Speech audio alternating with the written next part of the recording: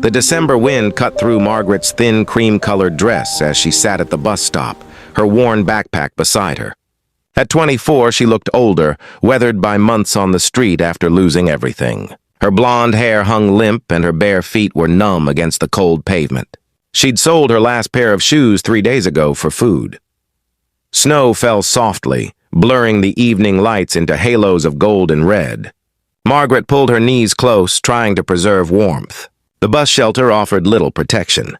She watched other people hurry past, bundled in coats, rushing toward warm homes she could only imagine. A small figure appeared through the snowfall. A little girl, perhaps 4 years old, wore a burgundy dress under a gray knitted cap. She walked with the careful steps of a child, concentrating hard. In her mittened hands, she carried a paper bag. The girl stopped directly in front of Margaret, studying her with solemn brown eyes. "Are you cold?" the child asked, her voice clear in the winter stillness. Margaret tried to smile. "A little, sweetheart, but I'm okay." The girl looked down at Margaret's bare feet, then back at her face. Without a word, she extended the paper bag. "This is for you."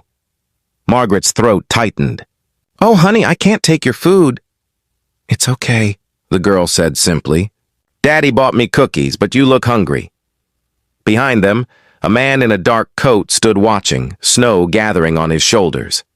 He made no move to call the child back. Margaret accepted the bag with shaking hands.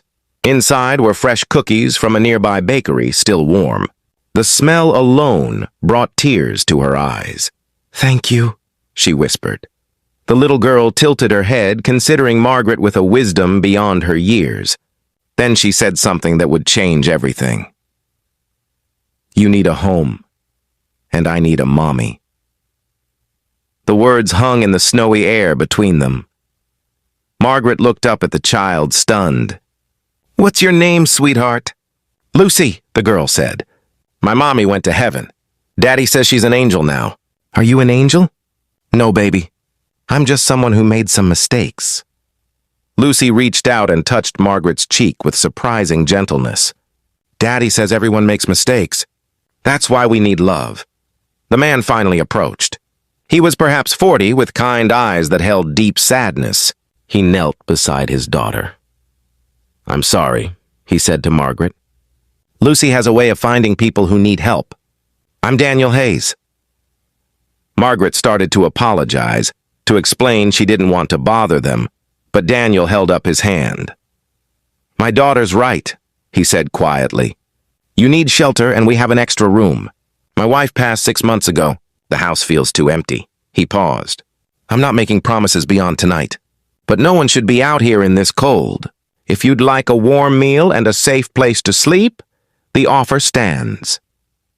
Margaret had learned to be wary. The streets taught hard lessons about trust. But something in Daniel's eyes, in Lucy's innocent faith, felt genuine. "I don't want charity," she managed. "It's not charity," Daniel said. "It's humanity. Someone helped me once when I needed it. I'm just passing it forward." Lucy took Margaret's hand.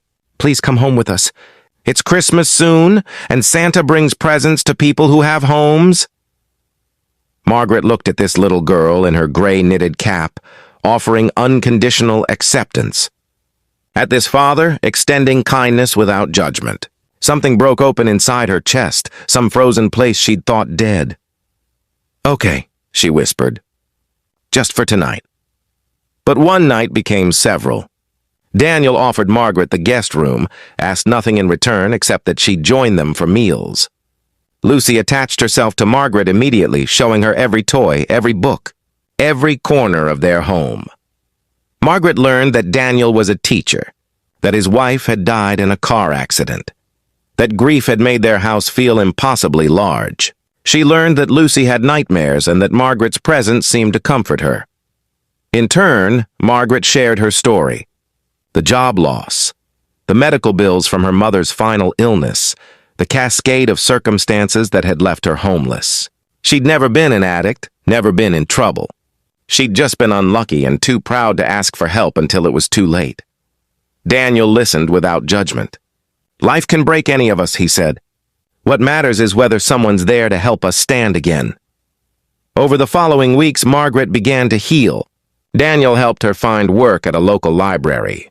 Lucy insisted Margaret tuck her in each night, their bedtime ritual becoming sacred to both of them. One evening, 3 months later, Margaret found Daniel in the living room, looking at photos of his late wife. "She would have liked you," he said. "Amanda always said kindness recognizes kindness." Margaret sat beside him. "Lucy offered me her cookies that night, but she gave me so much more. She gave me a reason to believe in goodness again." Daniel nodded. "She needed you too. Since you came, she started smiling again, really smiling." Lucy appeared in her nightgown, her gray cap still on her head. She wore it constantly now, like armor against the world. "Are you staying forever?" she asked Margaret directly. Margaret looked at Daniel, who nodded slightly.